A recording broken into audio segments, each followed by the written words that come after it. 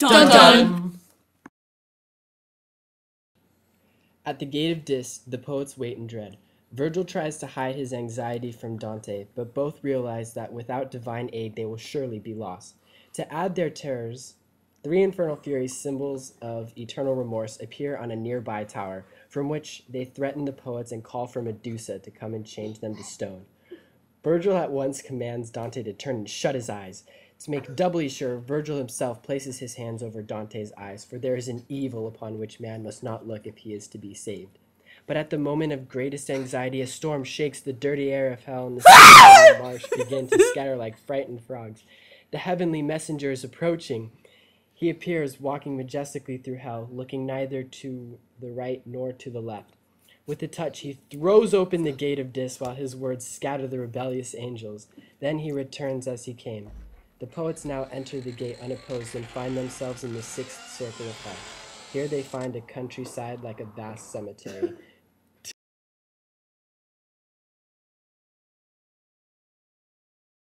Dun dun! This is the torment of the heretics of every cult. By heretic, Dante means specifically those who did violence to God by denying immortality. Since they taught that the soul dies with the body, so their punishment is an eternal grave in the fiery morgue of God's wrath.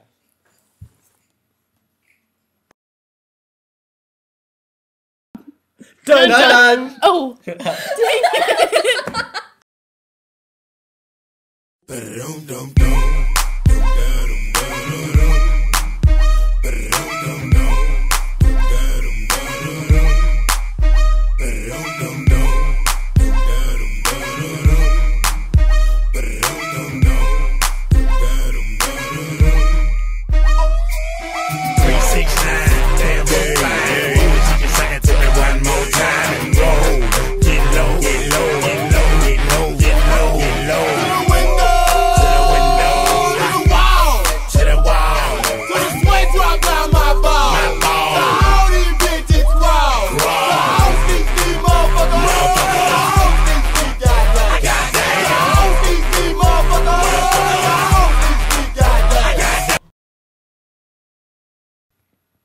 Within the 6th circle are punished the heretics.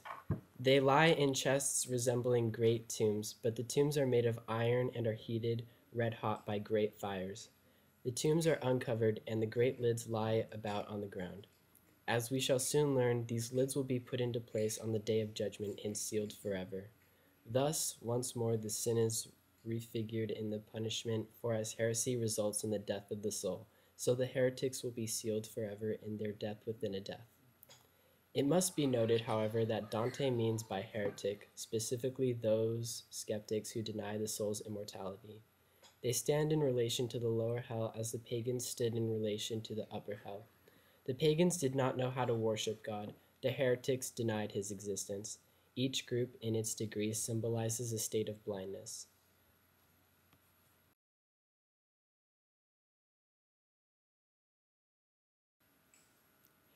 We go by a secret path along the rim of the dark city, between the wall and the torments. My master leads me, and I follow him. Supreme virtue, who through this impious land wheel me at will down these dark gyres, I said. Speak to me, for I wish to understand. Tell me, master, is it permitted to see the souls within these tombs? The lids are raised, and no one stands on guard. And he to me.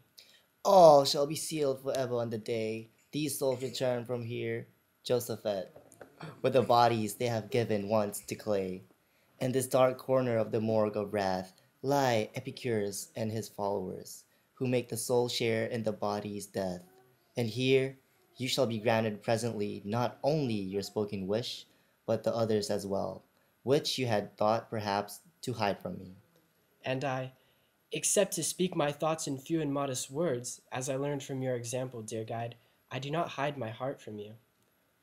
O Tuscan who go living through this place, speaking so decorously, may it please you pause a moment on your way, for by the grace of that high speech in which I hear your birth, I know for a son of that noble city which perhaps I vexed too much in my time on earth. These words broke without warning from inside one of the burning arcs. Caught by surprise, I turned in fear and drew close to my guide. And he... Turn around. What are you doing? Look there. It is Farinata rising from the flames. From the waist up, his shade will be made clear. My eyes were fixed on him already. Erect, he rose above the flame. Great chest, great brow.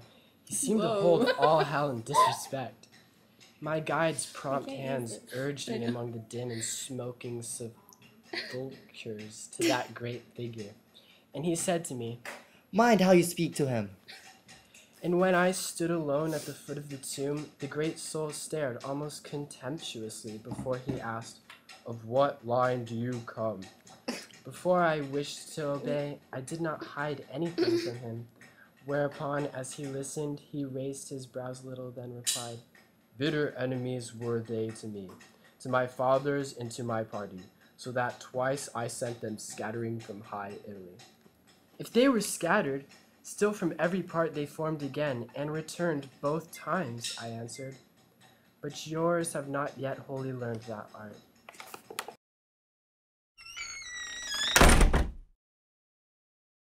At this, another shade rose gradually. It had raised itself and looked around me as if it expected to find through that black air another traveler, and weeping when it found no other there, turned back. And if It cried, you travel through this dungeon of the blind by power of genius, where is my son? Why is he not with you? and I to him, "Not by myself am I born this terrible way. I am led by him who waits there, and whom perhaps your Guido held in scorn."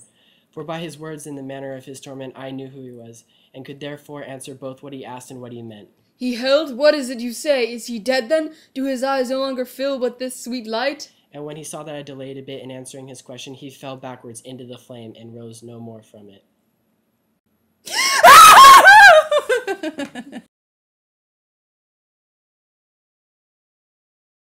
Dun dun! The poets reach the inner edge of the sixth circle. Below them lies the seventh circle, and so fetid is the air that arises from it that the poets cower for shelter behind a great tomb until their breaths can grow accustomed to the stench. Dante finds an inscription on the lid of the tomb labeling it as the place in hell for Pope Anastasius.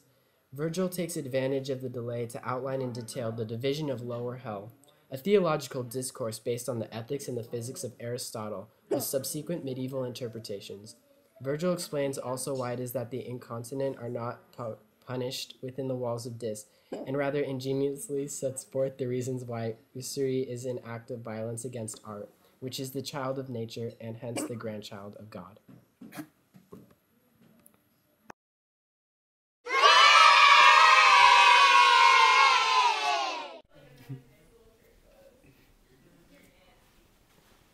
Good morning, class. Today, we're going to learn about the lower levels of hell.